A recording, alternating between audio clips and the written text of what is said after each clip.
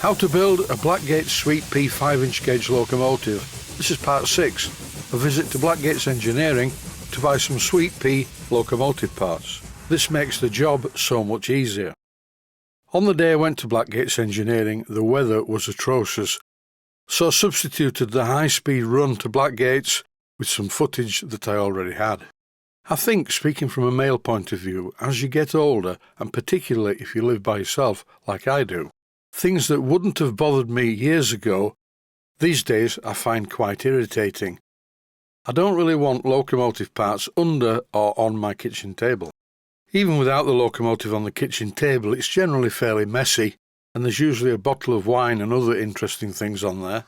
One problem I have is customers not picking up the models that I've worked on once I've worked on them, so very quickly I'm running out of space.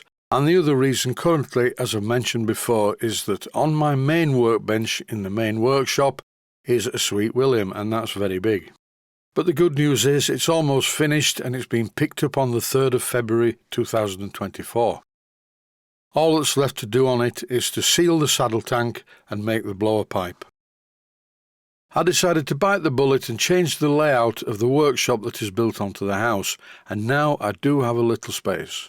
An engine and a steam plant that are not mine are on the floor, in a safe place but out of my way.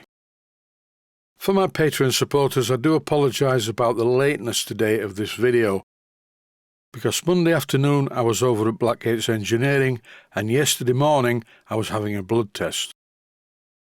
In the next few episodes I'm going to show how easy it is to build one of these locomotives if you buy the parts pre-cut from Blackgates Engineering. And that's why it doesn't say mainsteam.co.uk at the bottom of the video page. It says blackgates.co.uk. If you want to build a Sweet Pea locomotive using Blackgates parts, it's a good idea to contact them directly. Sometimes it can be difficult and you need to be patient.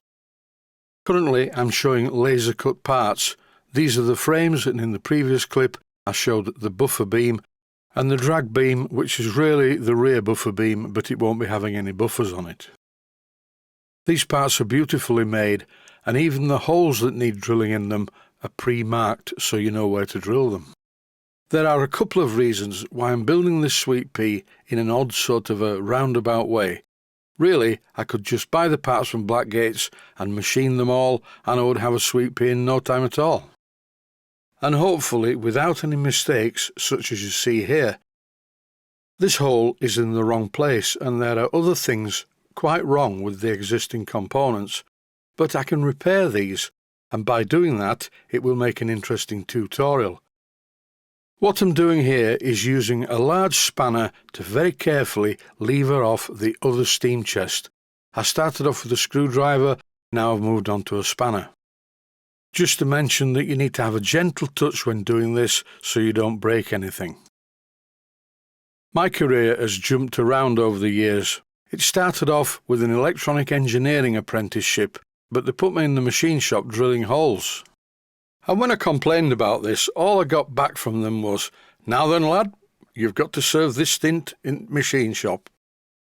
Basically they were saying that in order to be an electronics engineer I needed to serve my time in a machine shop drilling holes. I thoroughly disagreed with this and promptly left. I do not have a machinist's brain. I really don't. I wanted to be a musician. I took piano lessons up to grade 5, then I went on a summer season. Later on I opened my own recording studio and I was quite successful at that.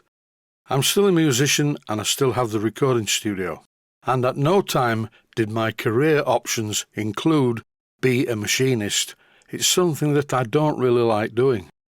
However, I do admire machinists who can actually do the job to a high standard, and there are some incredibly good ones out there. I know a few personally, and I've seen quite a few videos on YouTube. There will of course be some machining in this series, and for this reason I bought a copy of the drawings and a book called Build Your Own Steam Locomotive, Constructing Sweet Pea, a narrow gauge Bagnall type locomotive in 5-inch gauge by a man called Jack Buckler. Unfortunately though, the book clearly states it is copyright, so at the moment I cannot include any pictures of the book or any of the content. The drawings, on the other hand, are copyright to Blackgates Engineering. On with the job. Every one of these studs was not tight. They weren't quite as rusty as on the previous cylinder, so I loosened them with a pair of pliers and just spun them out, as you can see here. A very quick and simple job. I didn't realise this, but you can buy these studs ready-made from Blackgates Engineering, so I think I'm going to do that. Rather than use these old rusty ones, I'll just put some new ones in. The inaccuracy of the milling operation on this second cylinder is quite serious. Similar to the other one, but a bit worse. Am I worried about this? Well, no. At this stage of the job, I know exactly what I'm going to do. I'm going to do a twofold fix. The first one may not be successful, but if that doesn't work, I'll go to stage 2.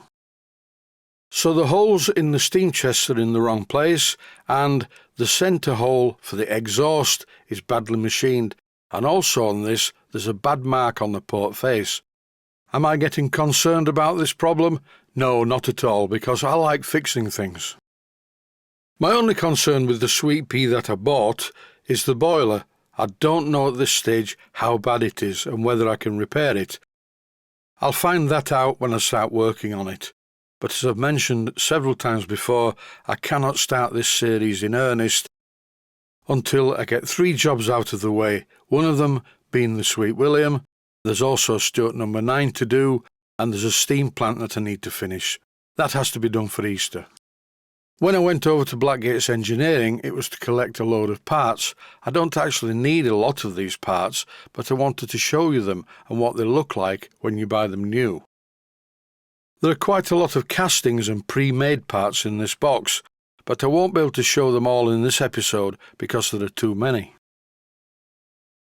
You've just seen the steam chest, and here's one of the cylinders. Spot the one that's not been machined. The two of them with the poor quality of machining started off like the centre one. And it gets worse really. One of the cylinders is not only badly machined, there's a bad mark on the port face itself. This is going to need machining. These problems are quite simple. I've seen them before on other engines, and I'm aware of all the ways to fix them. So please don't write in to tell me how you would do it. I know what I need to do, and I'm going to just get on with it. And please remember that these videos are designed as tutorials to encourage beginners and people with an intermediate skill level to help them make or repair miniature steam engines. Once again, I will reiterate, why did I buy a part-finished model? Surely that's a stupid thing to do. Maybe, but as I said earlier, I'm not a machinist, and for me, machining is something that is necessary, but it's not quite my cup of tea. Luckily, I am adaptable, so I can do it. Just to show how much work there is, this is one cylinder assembly. It's the cylinder block, the steam chest and the steam chest cover. Then you need to machine the cylinder covers, which are very different at each end. And don't forget, as well as machining the ports in the port face correctly, not as you've previously seen, you also have to bore the cylinder. And from this piece of cast iron, you have to turn 2 pistons, all of which needs to be accurate so they go together with ease. Just one more time, these are the castings required for just one cylinder. There's a lot more to do than this, but it's all good fun and it's a really good learning curve.